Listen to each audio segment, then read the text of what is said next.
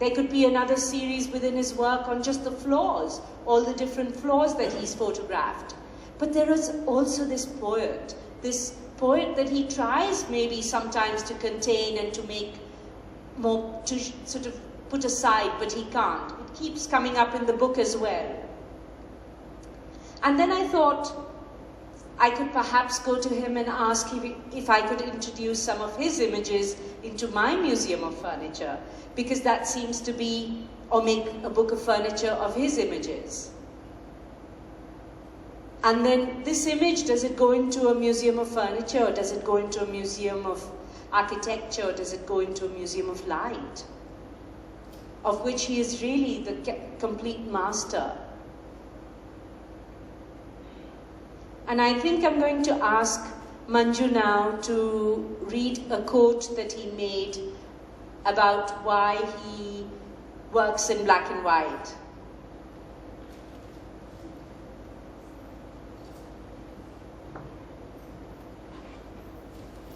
As many of you know, Nagarajan was most known for his black and white work, and he was quite diffident that he would only work in black and white.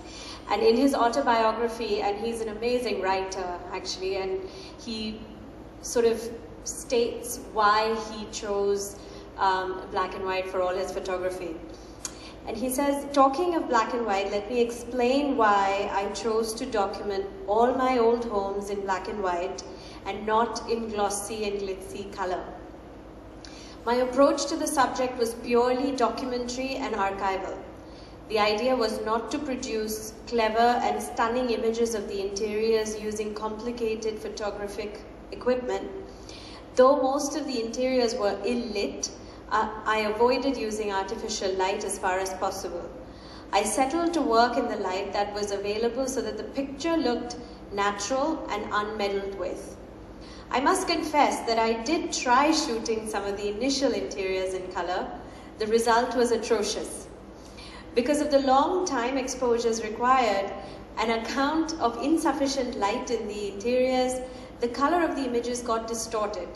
The walls turned yellow, the skin tones acquired a deathly blue, the furniture a deep red, and the sepia-toned portraits of family elders on the wall made them appear as though they had just emerged out of a greet room after a hurried makeup session.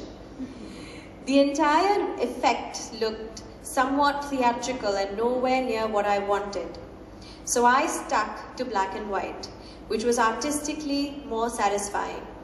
The picture stood out in terms of light and shade and form and did not appear overstated. The problem with color photography is that it has an intrinsic element of exaggeration. Even today, the color dyes of most films are unstable and tend to fade with the passage of time. Unless one resorts to special processes, color is not a medium suitable for archival work. Everything passes, perishes, and palls. The aged homes I have photographed are sure to perish one day, but I only hope that my photographs of these homes stay for the benefit of future generations.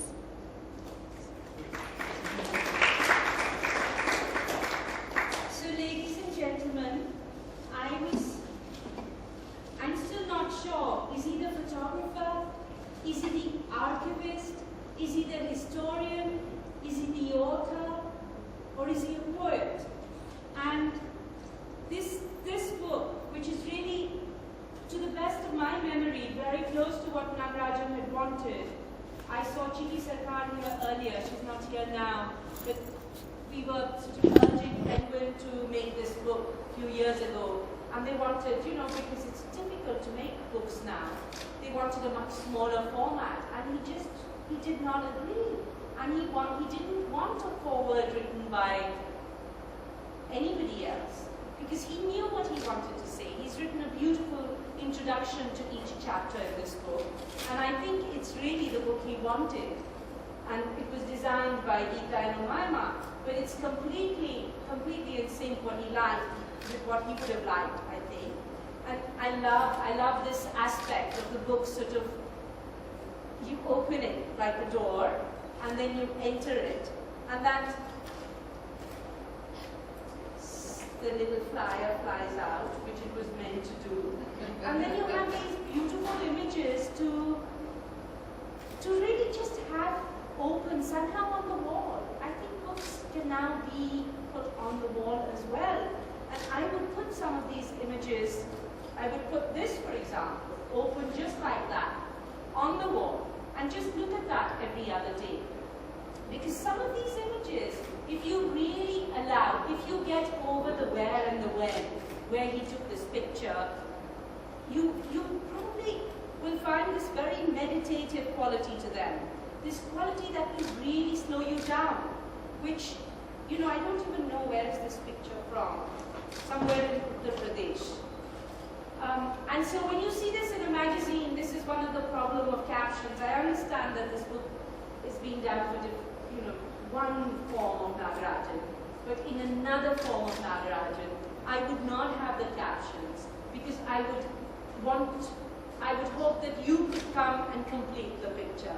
That it has given you so many clues, there is so much here for you to enter with. What happens is that when I tell you where it was taken and why it was taken, you think you've got the picture. But there is a lot more to the image, no? So allow the image to work its magic on you. Do buy the book. And I would suggest literally just like that, on the wall. And open. It doesn't have to be shut. And maybe buy 5 copies of the book and have 5 of them open on different pages. Finally, mark my words, finally the book will be the form. All this bricks on the wall and everything is fine.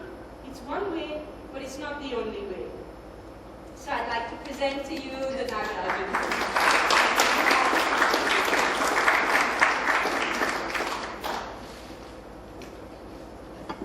If anyone has questions for Dainita. Why for me? Oh, more. No, but really, I mean, just think, who is this man? Is he the photographer? I think he's really the archivist. But he's also the poet. He's also the historian. And this is the old definition of the photographer. You know, Walker Evans would do the layouts for his pages in the magazines. This obsession with what is the text that's going to come with my work. That it's not some editor sitting, not some editor, with all due respect to editors, but someone else is going to give the caption to the picture. Someone else is going to write the story for that picture. You know, this is not how it was meant to be. It became like that, and maybe it's time to say, no, I am the author of my work. In his case, the other thing to think about is what happens to these great archives that we have of photography in India. We don't have a single, sorry to end but we don't have a single museum that he could even offer this work to. When Humayun was trying to find a place to give her work, finally it was the Al-Qazi Foundation that came forward. So, you know, this is how just these great, great archives, full of unrealized images. We only see maybe 1/1000th of his work. There is so much else. What is going to happen with this work? How do we ensure that these archives stay together? That's my question to you. Can I ask you a question? Excuse me, can I ask a question? Okay. Good afternoon. I'm really honored to come for this festival first and be a part of this literature festival. My question is, reading is my passion. My name is reading is my passion. Right. I have never been through a book like you have showed it to me, and I really like the photos. It has life in that photography as well, and for some people it might be a step forward to go ahead in life, and I can see that you have really put life in the book. So me as a person would really go and add a book like Mr. Nagarajan's book, and I would surely go back home and buy one from my store as well. High five. I'm really honored. I'm being very honest to you. I'm really honored to see that book, and I've never read a book as I've just seen this. I have reading is my all these books that have been portrayed. I have at my place I have 2 big shelves of books. So I visit a bookstore oftenly, and I would personally go and surf about it. And I would just ask you, I don't know if it is an author of photography. So I just want to ask you that what is this book all about? Is it fiction, non-fiction, or what is it? Is it the life story of Mr. Nagarajan? It's actually whatever you want it to be. Okay. It's biography, completely fictional. Yes.